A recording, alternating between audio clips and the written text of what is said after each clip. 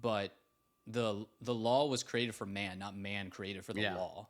Man is not, the law exists to bring man closer to God. Yeah. And the strict adherence to the letter of the law rather than the spirit of the law can actually lead man away from God 100%, rather yeah. than to him.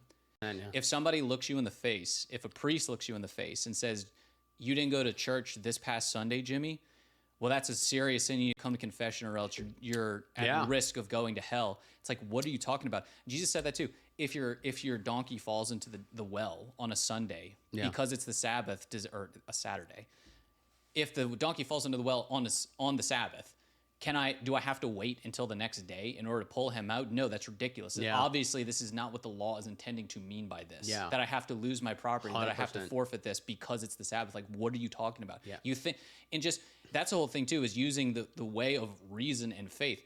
All of these things are to direct you personally towards God. And one of the biggest faculties that you are given, besides the signposts and the word in the scripture, is your own reasoning. Yeah, your own reason. This has to be applied in context of you. 100%. Yeah. Especially when people try to make comments about the Old Testament and be like, how could God say this? You have no idea. This is like 4,000 years ago that these people existed, that when these laws were imposed.